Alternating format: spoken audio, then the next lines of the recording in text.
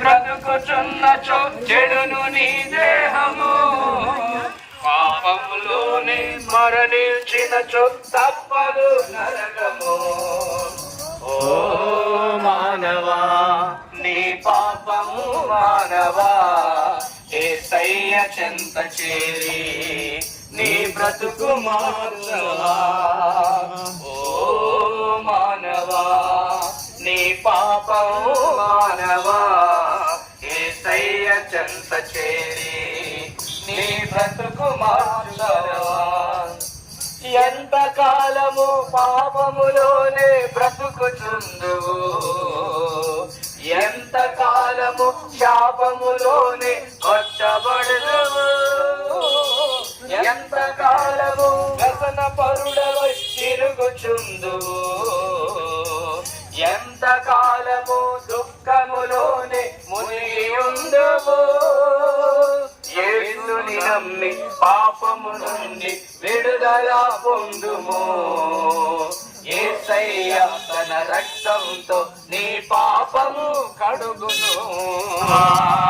నీ పాపం మానవా, యేసయ్య చెంత చేరి నీ బ్రతుకు మార్చుకొనవా.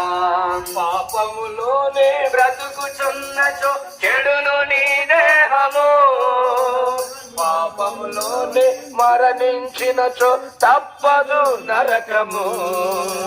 పాపములోనే బ్రతుకుచున్నచో చెడును నీ దేహము, పాపములోనే మరణించినచో తప్పదు నరకము.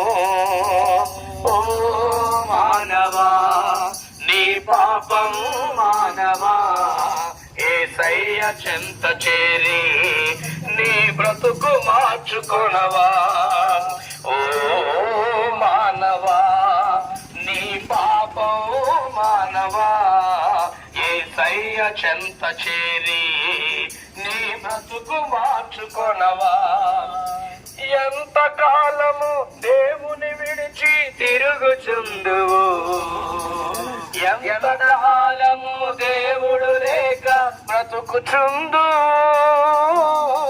ఎంత కాలము దేవుని నీవు దుఃఖపరతువు, ఎంత కాలము దేవుని మాటకు ఎదిరించెదవు. యేసయ్య నీ పాపం కొరకు ప్రాణము పెట్టెను, యేసయ్య నిన్ను రక్షించి పరమున చేర్చును. యేసయ్య నీ పాపము కొరకు ప్రాణము పెట్టెను, యేసయ్య నిన్ను రక్షించి పరమున చేర్చును. ఓ మానవా నీ పాపము మానవా, యేసయ్య చెంత చేరి నీ బ్రతుకు మార్చుకొనవా. ఓ మానవా నీ పాపము మానవా, యేసయ్య చెంత చేరి నీ బ్రతుకు మార్చుకొనవా.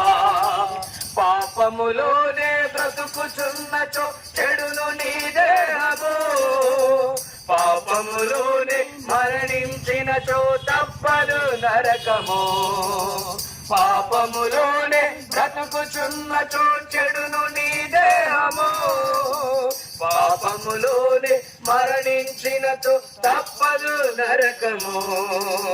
ఓ మానవా నీ పాపము మానవా, యేసయ్య చెంత చేరి నీ బ్రతుకు మార్చుకొనవా. ఈ ప్రాంత ప్రజలందరికీ కూడా ప్రత్యేకమైనటువంటి వందనాలు తెలియజేస్తూ ఉన్నాము. మరి ఈరోజు యేసుక్రీస్తును గూర్చినటువంటి కొన్ని విషయాలు మీకు జ్ఞాపకం చేయాలని మరి ఈ ప్రాంతానికి రావటం జరిగింది. దేవుని వాక్యం ప్రకారంగా మనం చూడగలిగినట్లయితే యోహాను సువార్త 3వ అధ్యాయం 16వ వచనం ప్రకారంగా దేవుడు లోకమును ఎంతో ప్రేమించెను కాగా ఆయన తన ద్వితీయ కుమారునిగా పుట్టిన వాని యందు విశ్వాసముంచు ప్రతివాడు నశింపక నిత్య జీవం పొందినట్లు ఆయనను అనుగ్రహించననేటువంటి మాటను మనం చదవగలుగుతాం.